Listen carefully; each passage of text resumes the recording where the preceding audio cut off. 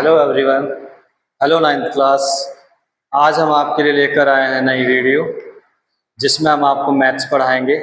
आपका पहला चैप्टर जो है नंबर सिस्टम है और नंबर सिस्टम में हम आपको सबसे पहले रैशनल और इरेशनल नंबर के बारे में बताएंगे। उसके बाद हम आपको जो है एक्सरसाइज 1.1 कराएंगे। तो सबसे पहले आप जान लीजिए कि रैशनल और इरेशनल नंबर होते क्या हैं।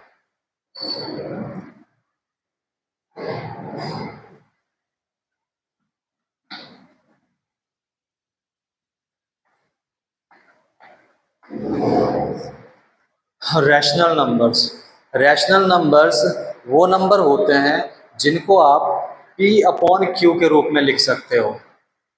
अर्थात मैं कहूँ P/Q, जहाँ पर P और Q जो है इंटीजर्स होंगे और Q is equal to not zero, यानी Q की वैल्यू जो है जीरो के बराबर कभी नहीं होनी चाहिए। इस प्रकार से जो नंबर आएगा उसको आप रैशनल नंबर्स कह सकते हैं। आप जीरो को भी रैशनल नंबर कह सकते हो क्योंकि आप जीरो को 0.1, 0.2, 0.3 इस तरीके से लिख सकते हो। अर्थात जीरो को P/Q के रूप में लिखा जा सकता है। तो ऐसे नंबर जिनको आप P/Q के रूप में लिख सकते हो रैशनल नंबर्स कहते हैं, और जहाँ पर P और Q इंटीजर्स होंगे और Q equal to not zero होगा।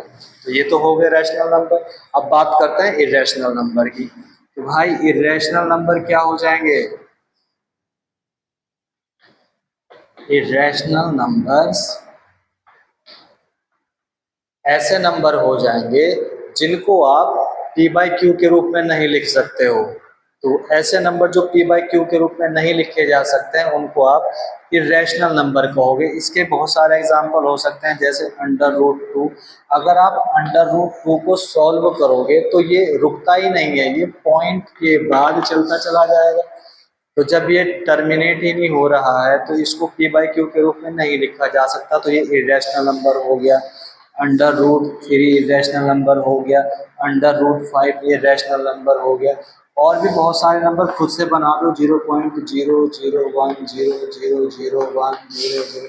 तो जो नॉन टर्मिनेटिंग नंबर होंगे आप उनको P/Q के रूप में नहीं लिख सकते, और ऐसे नंबर जो P/Q के रूप में नहीं लिखे जाते हैं उनको आप इरेशनल नंबर्स कहोगे। तो ये तो हुई आपके लिए रैशनल नंबर और इरेशनल नंबर की डेफिनेशन।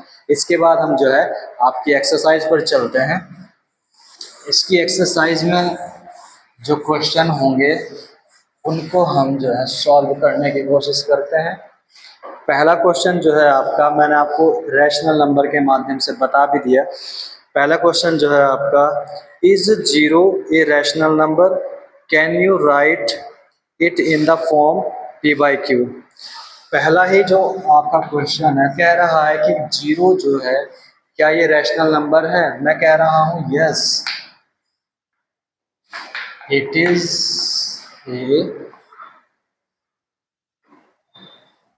Rational number. मैं कह रहा हूं ये रैशनल नंबर है।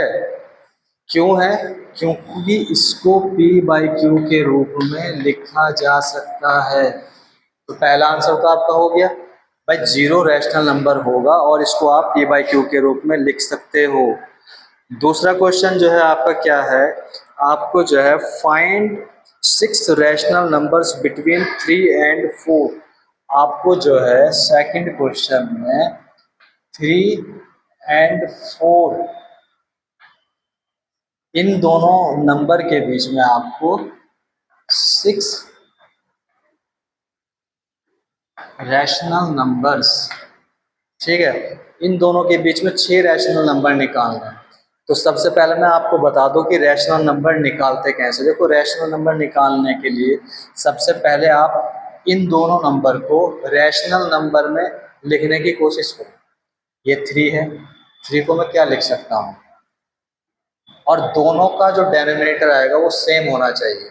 तो मैं 3 को जो है मैं लिख देता हूँ 6/2, थोड़ा सा गैप बना दो, और यहाँ पर 4 है, इसको मैं लिख सकता हूँ 8/2। लिखा जा सकता है। ये 3 है, ये 4 है। अब आप देखो इनके बीच में 7/2 एक रैशनल नंबर आ गया, नहीं आ गया? निकल के आ गया। लेकिन हमें चाहिए कितने थे? 6 रैशनल नंबर्स चाहिए थे। तो 6 रैशनल नंबर जब हमको चाहिए तो हमें क्या करना होता है, जितने रैशनल नंबर चाहिए होते हैं, ठीक है, उसमें +1 करके आप डिवाइड कर दो, ठीक है, और ऊपर नीचे डिवाइड कह रहा हूँ, ऊपर नीचे मल्टीप्लाई कर दो आप।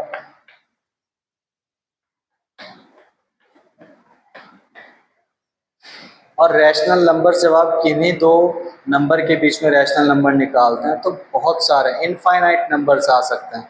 अलग अलग तरीके हो सकते हैं। मैं ये नहीं कह रहा हूँ कि यही तरीका हो सकता है, इसके अलावा और भी तरीके हो सकते हैं। अभी देखो यहाँ पर ये कितना बन जाएगा, ये हो जाएगा 42/14 और ये आपके पास बन जाएगा 56/14। अब यहाँ पर 6 नहीं, 6 से भी ज़्यादा आ जाएंगे। 42 और 56 के बीच में देखो कितने आ जाते हैं, 43/14, 44/14, 45/14। ऐसे ही आप निकालते चले जाओ 56 तक, बहुत सारे रैशनल नंबर आ जाएंगे। और ये तो मैंने 7/7 किया, इसके अलावा आप जो है 10/10 भी कर सकते हो। इधर 3 है, यहाँ इसको पहले मैं रफ कर दूं, इसके बाद दूसरा तरीका। तरीका क्या है, बस आपको ये ध्यान देना है कि किस नंबर से मल्टीप्लाई और डिवाइड करना है। तो भैया ये 3 था, अगर मैं इसमें ऊपर नीचे 10 से ही मल्टीप्लाई कर दूं, फिर ये हमारे पास 4 था, ऊपर नीचे 10 से ही मल्टीप्लाई कर दूं, तो यहाँ पर ये हो गया 30/10, 40/10। इसके बाद यहाँ पर 6 नहीं, आप 10 रैशनल नंबर लिख सकते हो। तो कई सारे तरीके हो गए ना। बस आपको ध्यान रखना है कि ऊपर नीचे जो है किसी नंबर में आपको मल्टीप्लाई किस नंबर से और डिवाइड किस नंबर से करना है, ताकि रैशनल नंबर जितने पूछे उतने निकल के आ जाए। तो ये तो हुआ रैशनल नंबर निकालने का तरीका। उम्मीद करता हूँ कि आप अब निकाल देंगे। यहाँ पर ये हो जाएगा, एक आ जाएगा 31/10, 32/10, 33/10, 34/10, 35/10, ठीक है। और आंसर्स इसके डिफरेंट हो सकते हैं। हमारे आंसर कुछ हैं, आप कुछ और भी आंसर निकाल सकते हो, क्योंकि रैशनल नंबर्स इनफाइनाइट होते हैं। तो ये आपका सेकंड क्वेश्चन हो गया। इसके बाद हम जो है क्वेश्चन नंबर 3 देखते हैं।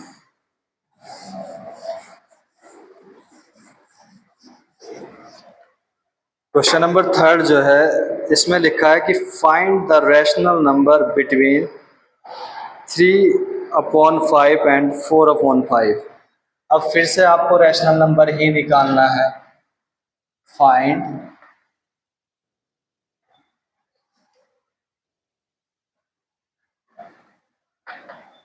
Five rational numbers between, 5 rational number निकालना है आपको, 3/5 एंड 4/5। तो भाई 3/5 और 4/5 के बीच में 5 रैशनल नंबर निकालना है। तो चलिए लिख दीजिए 3/5। 5 निकालना है तो 5 में 1 प्लस करो, 6 हो गया, तो ऊपर नीचे 6 से मल्टीप्लाई कर दो, ये आ जाएगा 18/30। इधर कितना है 4/5, ऊपर नीचे 6 से मल्टीप्लाई कर दो, ठीक है। इसको मैं इधर की साइड लिख देता हूँ, कितना आ जाएगा 24/30।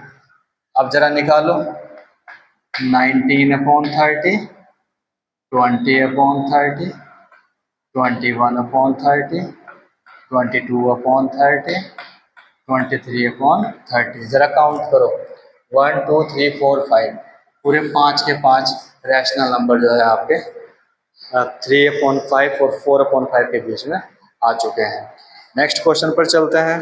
नेक्स्ट क्वेश्चन है आपका question number 4। State whether the following statements are true और false and give reasons for your answer. आपको रीजन भी बताना है। तो इसको मैं समझा देता हूँ, ठीक है, किस तरीके से जो है आपके आंसर जो ट्रू और फॉल्स आएंगे उनको कैसे आप सही रीज़न देकर वेरीफाई कराओगे। तो सॉल्यूशन निकालते हैं 4 का। इसमें पहला स्टेटमेंट लिखता हूँ मैं डायरेक्ट। कह रहा है every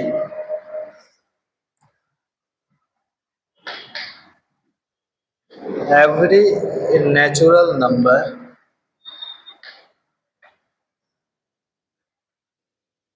is a whole number. Second, चलो सेकंड नहीं लिखते हैं अभी। Every natural number is a whole number. भाई नेचुरल नंबर क्या होते हैं? 1 2 3 4 5 6 सो ऑन, आगे को चलते जाओ आप, 10 9 10 कहीं तक भी जाओ, तो ये सारे नेचुरल नंबर हैं, प्राकृतिक संख्याएं। कह रहा है कि every natural number is whole number. Whole number की जो टर्म है ये बाद में आई जब जीरो आ गया। जीरो को तो बाद में खोजा गया ना, आर्यभट्ट ने उसको खोजा। अब जब जीरो आ गया तो 0 1 2 3 4 5 6, अब इन वाले नंबर को आप होल नंबर कहोगे। ये पूरी संख्याएं हो गई अब, ठीक है। अब ये जब ये पूरी संख्याएं हो गई तो क्या नेचुरल नंबर होल नंबर में आएगा? नहीं आएगा? आएगा। इसलिए आपका पहला जो स्टेटमेंट है कि every natural number is a whole number, तो भाई नेचुरल नंबर तो होल नंबर रहेगा ही रहेगा। ये हो जाएगा आपका true true statement. Second number पर आते हैं, इसकी सेकंड स्टेटमेंट देखते हैं क्या होगी।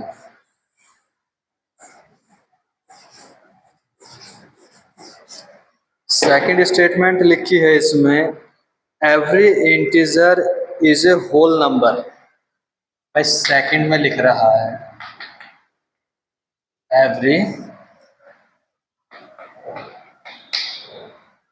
एवरी इंटीजर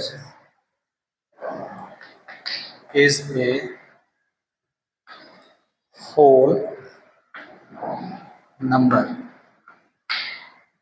अच्छा, होल नंबर की जब मैं बात कर रहा हूँ, मैं कह रहा हूँ कि भाई होल नंबर 0 से 1 2 3 4 5 6 7 सो ऑन। होल नंबर जो है 0 से आगे की ओर है, पॉजिटिव। लेकिन अगर मैं इंटीजर की बात करूं तो इंटीजर तो भाई निगेटिव इंटीजर भी होते हैं, पॉजिटिव इंटीजर भी होते हैं। अगर मैंने इंटीजर लिख दिया -2 -3 -4, तो भाई ये नंबर जो -2 -3 -4 में लिख रहा हूँ ये इन नंबर में नहीं है। तो जब ये -2 -3 -4 इस नंबर में नहीं है और ये है इंटीजर्स, तो फिर हम कैसे कह सकते हैं कि every integer is a whole number? तो हर इंटीजर होल नंबर नहीं हो सकता, कुछ इंटीजर होल नंबर हो सकता है, लेकिन every integer is not a whole number. तो ये स्टेटमेंट जो है आपकी फॉल्स हो जाएगी, ठीक है। और पॉजिटिव इंटीजर 2 4 6 ये वाले नंबर इसमें आ सकते हैं, लेकिन सारे इंटीजर होल नंबर में नहीं आएंगे। थर्ड स्टेटमेंट पर चलते हैं।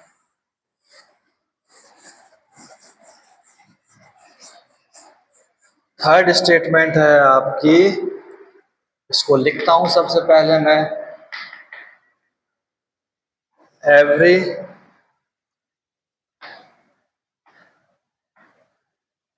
Rational number is a whole number. फिर से होल नंबर ही आया, अब आया रैशनल नंबर। तो होल नंबर 0 1 2 3, ठीक है, पॉजिटिव की ओर चलेंगे आप। लेकिन रैशनल नंबर भैया, रैशनल नंबर को आप 1/2 भी तो लिख सकते हो। क्या 1/2 0 1 2 3 के बीच में आएगा? अरे रैशनल नंबर आप 3/4 भी तो लिख सकते हो। क्या 3/4 0 1 2 3 के बीच में आएगा? रैशनल नंबर आप 4/6 भी तो लिख सकते हो। तो ये रैशनल नंबर 0 से आगे की ओर चलें तो नहीं आते हैं। लेकिन अगर मैं लिख दूं 0/1 2/2, 4/2, 6/3। तो अगर आप इनको देखोगे तो ये जो है, ये 1 हो गया, ये 2 हो गया, ये 2 हो गया, एक और लिख देते हैं, ये 3 हो गया। तो ये भी रैशनल नंबर हैं, लेकिन ये रैशनल नंबर जो है होल नंबर में आ जाएंगे, लेकिन ये वाले रैशनल नंबर होल नंबर में नहीं आते हैं। तो कहने का मतलब क्या हुआ, ये जो एवरी वर्ड आया है, every rational number is a whole number, no, हर रैशनल नंबर होल नंबर नहीं हो सकता। कुछ रैशनल नंबर होल नंबर हो सकते हैं, ये वाले नहीं हो सकते। तो आपकी थर्ड स्टेटमेंट भी क्या हो जाएगी, फॉल्स हो जाएगी। ये थी आपकी एक्सरसाइज 1.1। बने रहिए हमारे साथ। नेक्स्ट वीडियो हम आपके लिए जो है एक्सरसाइज 1.2 लेकर आएंगे और इसी तरीके से कोशिश करेंगे आपका मैथ्स आसान बनाने की। आज के लिए इतना ही, थैंक यू।